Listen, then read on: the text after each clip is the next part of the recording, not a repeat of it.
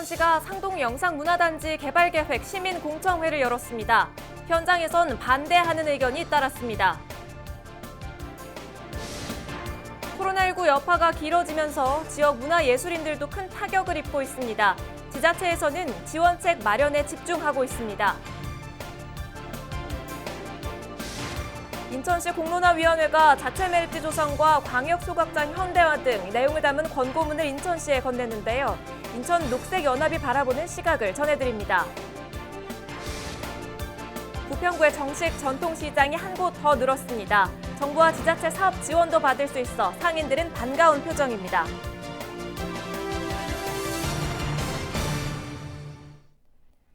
시청자 여러분 안녕하십니까? 헬로티비 뉴스입니다. 김포에서도 강원도 홍천 캠핑장에 다녀온 일가족 3명이 코로나19 확진 판정을 받았는데요. 역학조사 과정에서 가족 중 1명이 운양동 행정복지센터에 방문한 것으로 확인되면서 김포시가 31일 행정복지센터를 폐쇄했습니다. 김포시는 지난 28일 확진자가 행정복지센터를 방문했을 당시 접촉한 사람은 없었던 것으로 파악했으나 이날 센터 문을 닫고 방역을 진행했습니다. 또 예방 차원에서 주말 사이 센터 직원 모두가 코로나19 검사를 받을 수 있도록 조치할 예정입니다.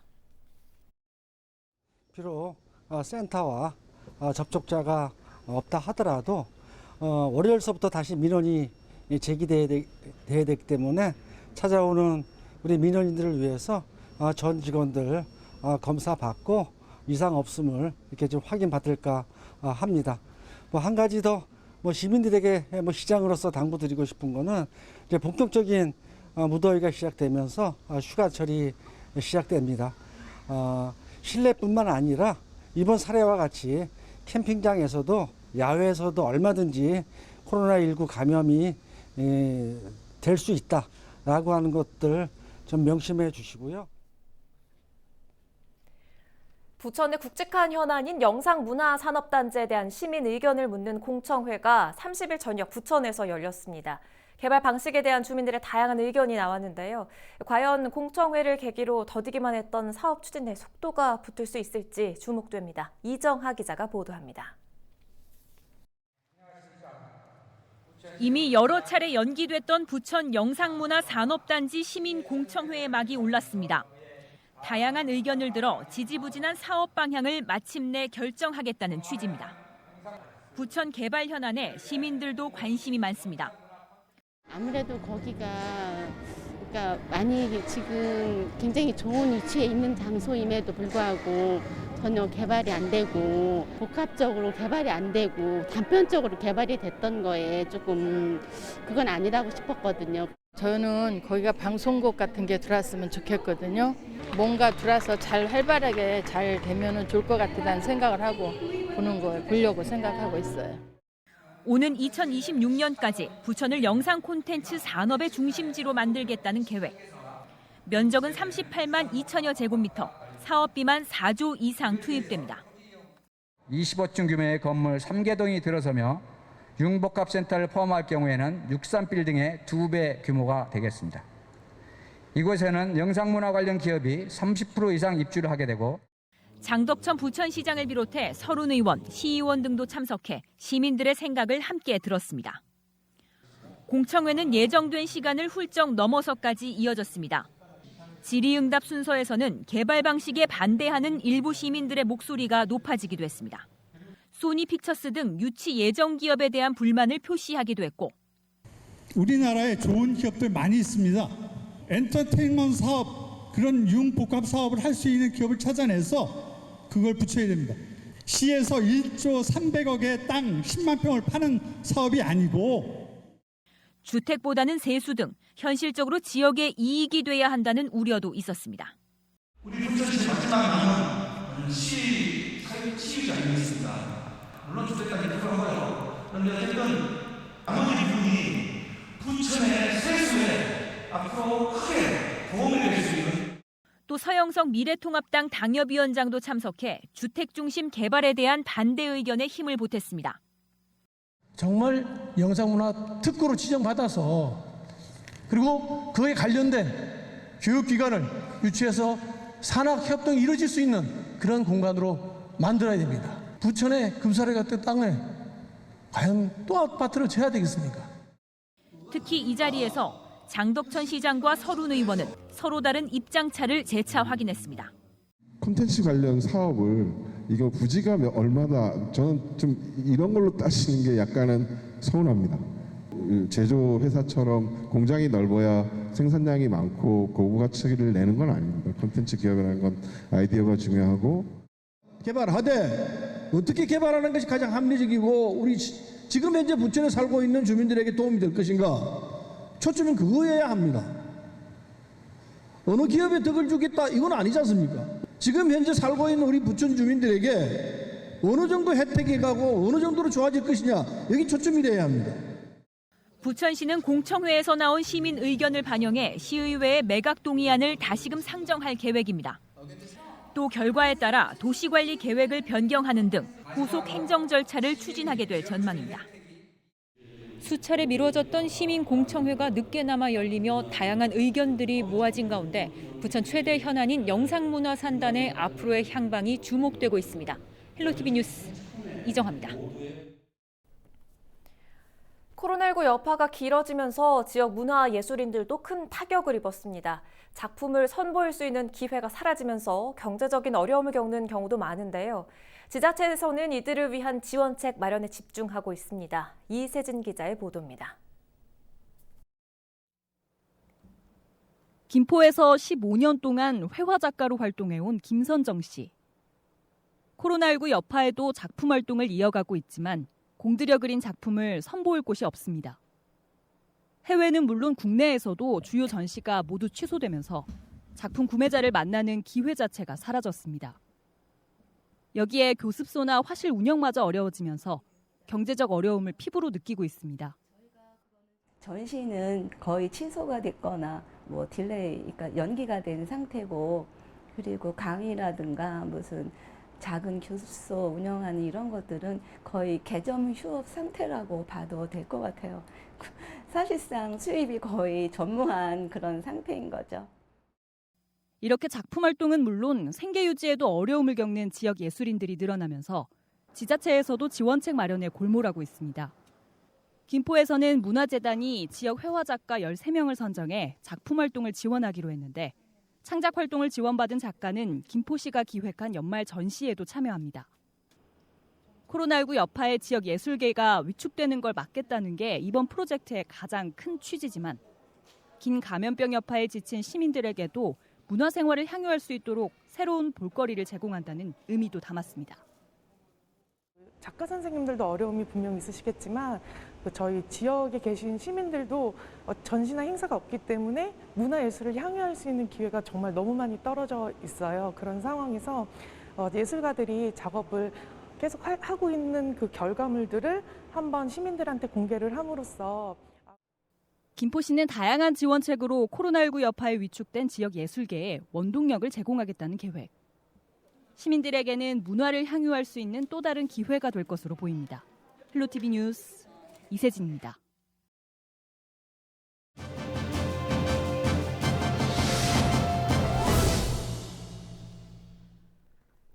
인천시 공론화위원회가 친환경 폐기물 관리 정책 전환과 자체 매립지 조성 공론화에 대한 정책 권고문을 인천시에 제출했는데요. 공론화위원회 주요 권고 내용을 살펴보면 기존 소각장의 현대화와 광역 소각장 신규 설치, 자체 매립지 조성, 생활 폐기물 제도 개선 등입니다. 인천 매립지 공론화에 대한 시민단체 입장 들어보겠습니다. 장정구 인천 녹색연합 정책위원장과 전화 연결돼 있습니다. 위원장님 반갑습니다. 인천시 공론화위원회 정책 권고문 어떻게 보셨습니까? 예, 개인적으로는 아쉬움도 좀 있고 권고 내용 모두를 동의하진 않지만 공론화 과정이나 권고 내용을 존중해야 된다고 생각을 합니다. 인천 시민 3,000명을 대상으로 해서 의제에 대해서 사전 인식 조사를 실시했고 또 400명의 시민 참여단이 이 공론장에서 논의를 진행을 한 결과가 지금 현재 운영 중인 소각시설 현대화에 72% 이상이 찬성을 했고 네. 자체 매립장 조성에 대해서도 75%이 찬성했다고 합니다. 이 부분은 뭐 수용을 하고 이제 이후에 과제에 대해서 저희가 이제 고민을 해야 될 거라고 생각이 듭니다. 뭐 아쉬움은 있지만 어쨌든 권고 내용을 존중한다는 말씀을 해주셨어요. 인천 녹색연합에서 기존 2015년 인천시와 환경부 또 서울, 경기도 수도권 쓰레기 매립지 4자 합의 내용으로는 2025년 수도권 매립지 종료 또 자체 매립지 조성을 위한 관계기관 협조는 사실상 불가능하다 이런 주장을 했는데 이건 왜 그런가요? 예, 인천시가 자체 매립장을 혼자서만 할 수 있다라고 하면 뭐 가능할 수도 있는데 이 자체 매립장을 조성하는 과정에서도 환경부 등 관계기관의 협의가 필요한 상황입니다. 네. 왜냐하면 환경영향 평가에 대해서도 인천시 단독으로 할 수 있는 부분이 아니거든요. 또 하나는 부지 선정하는 과정에서 추가적인 환경 갈등이 발생할 수 있습니다. 넘어야 될 산이 많다라는 거죠. 뭐 그뿐만이 아니라 광역 소각장 문제도 역시 마찬가지고요. 또 하나는 어쨌든 이게 사자가 합의한 내용이기 때문에 인천시가 종료하고 싶다고 해 종료할 수 있느냐.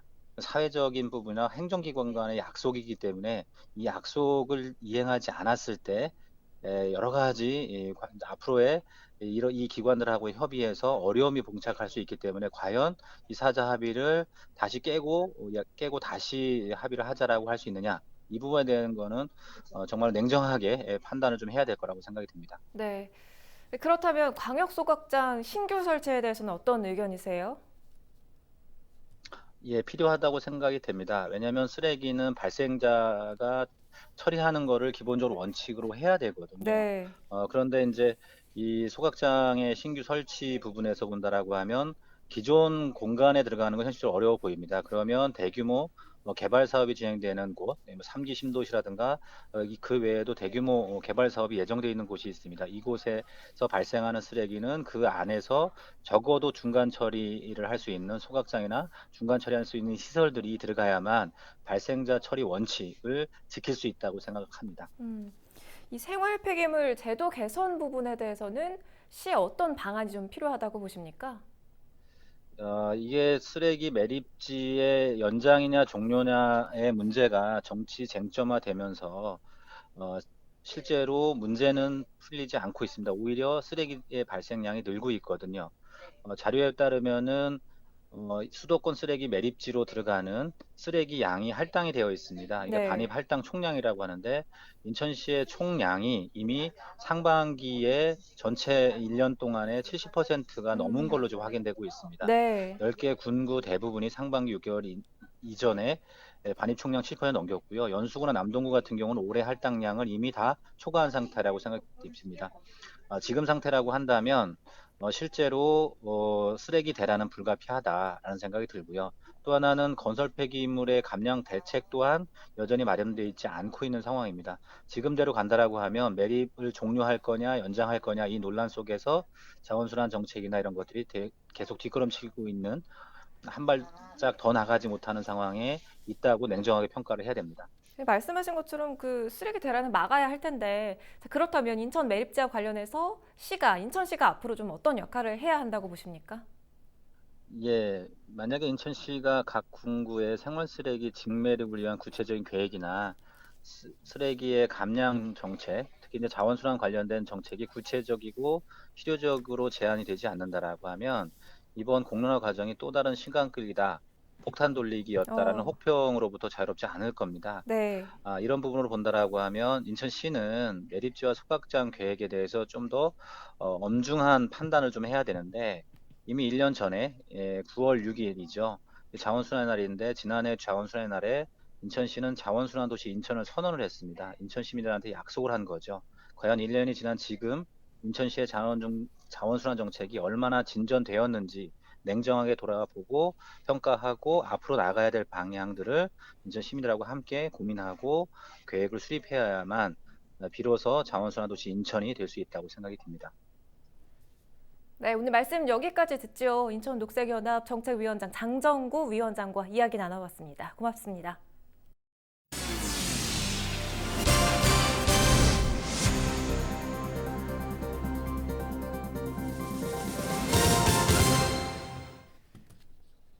넉넉한 인심에 마음까지 풍요로워지는 곳, 바로 부평 일신시장인데요. 일신시장이 전통시장으로 정식 등록됐습니다. 전통시장으로 정식 등록된 만큼 일신시장의 발전도 기대됩니다. 이재필 기자가 보도합니다. 손님을 맞이하는 상인들의 손길이 바쁩니다. 물건을 담다가도 이내 몇 개 더 넣어주는 상인들.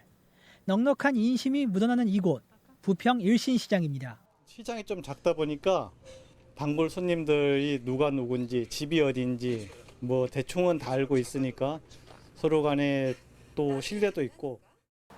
부평구가 최근 부평 일신시장을 전통시장으로 정식 등록했습니다. 1980년대 부일 종합시장 인근에 자연스럽게 조성된 일신시장. 상인들의 지속적인 노력이 전통시장 정식 등록을 이끌어낸 겁니다. 대형마트와 온라인 마켓에 밀려 어려움을 겪고 있는 일신시장. 상인들은 이번 전통시장 등록을 계기로 시장에 활력이 넘치길 기대하고 있습니다. 저도 이렇게 있으면서 많은 사람들이 다 잘 되고 잘 됐으면 좋겠다. 그죠? 그 마음이죠. 서로가 딴 마음은 진짜 없어. 전통시장으로 등록되면 정부와 지자체에서 추진하는 각종 지원 사업에 응모할 수 있습니다. 일신시장 상인들은 주차장 조성 등 다양한 지원 사업들이 실현되길 희망했습니다. 주차 문제랑 여기 위에 저 햇빛 가리는 거. 아케이드. 예. 그거만 저 해서도 좀 많이 발전이 될까 그렇게 생각하고 있어요. 부평구는 주차 환경 개선 사업과 문화관광형 시장 지정 등 일신시장을 대상으로 다양한 활성화 사업을 추진할 것을 약속했습니다. 헬로티비 뉴스 이재필입니다. 경기도민 10명 중 7명은 고위공직자에 대한 부동산 백지 신탁제에 동의한다는 여론조사 결과가 나왔습니다. 경기도가 실시한 부동산 관련 여론조사 결과를 보면 응답자의 70%는 고위공직자에 대해 실거주 1주택 외 주택 소유를 금지하는 부동산 백지 신탁제에 동의한다고 답했습니다. 이번 설문조사에선 응답자의 60%가 1년 후 경기도 지역 주택 가격이 오를 것이라 답했고 정부의 7.10 대책 이후 경기도 주택 가격에 대해서도 오를 것이라는 답변이 변화가 없을 것이라는 답보다 많았습니다. 또 경기도가 추진 중인 중산층 임대주택 시범 사업을 도 전역으로 확대하는 것에 대해서는 응답자의 72%가 필요하다고 응답했습니다. 이번 조사는 경기도가 여론조사 기관인 주식회사 K스탯 리서치에 의뢰해 지난 25일 18세 이상 도민 1,000명을 대상으로 전화조사 방식으로 진행됐으며 신뢰 수준은 95%, 표본 오차 플러스 마이너스 3.1%포인트입니다. 정부의 문화도시 지정 사업에 도전하는 부평구가 문화도시 조성 지원 조례를 추진합니다. 조례는 문화도시 추진위원회 설치와 문화도시센터 운영 등을 담고 있는데요. 부평구는 문화도시 지정 후에도 문화산업 기반을 만들어 재원을 확보하는 방안을 구상하고 있습니다. 차준택 부평구청장은 문화도시 사업에서 가장 중요한 건 지속 가능성이라며 차별화된 도시 브랜드를 만들도록 노력하겠다고 말했습니다. 앞으로 부천 저소득 주민은 부동산을 거래할 때 발생하는 중개 보수를 지원받을 수 있게 될 전망입니다. 부천시는 저소득 주민의 가계 부담을 덜어주기 위해 올해부터 부동산 중개 보수를 지원해 최대 30만 원까지 지급한다고 밝혔습니다. 기초생활수급자가 1억 원 이하의 주택을 매매하거나 전월세 임대차 계약을 체결하면서 발생하는 중개보수로 올해 1월 1일 거래분부터 적용됩니다. 부평구가 31일 구청 영상회의실에서 청년 창업 지원 약정 체결식을 열었습니다. 부평구는 선정된 청년 창업가들에게 1년간 임차료와 마케팅비 등을 지원할 계획인데요. 8월부터는 재정 지원 대상 청년들을 대상으로 유형별 맞춤형 창업 컨설팅도 실시할 방침입니다. 부평구는 지난해부터 지역의 청년 기업가들을 발굴하기 위해 청년 창업 재정 지원 사업을 진행하고 있습니다. 계양구가 행정안전부에서 주관한 2020년 지자체 저출산 대응 우수 사례 경진대회에서 장관상을 수상했습니다. 계양구는 남성의 육아 참여 지원을 위한 일가정 양립 실현이라는 주제로 우수 사례를 발표했는데요. 계양구는 지난해 전국 최초로 아빠 육아휴직 장려금 지원 사업을 시행한 바 있습니다. 특히 다자녀 가정 우대 정책으로 구청과 산하기관 기간제 근로자 채용 시 다자녀 가정에 가점을 부여하고 있는데요. 계양구는 52건의 저출산 대응 우수 사례 중 당당히 장관상을 차지했습니다. 계양구 관계자는 이번 수상을 계기로 저출산 극복에 대한 지역사회 관심과 공감을 이끌어내겠다고 말했습니다. 이상으로 헬로티비 뉴스를 모두 마칩니다. 저희는 언제나 여러분 곁에 있겠습니다. 고맙습니다.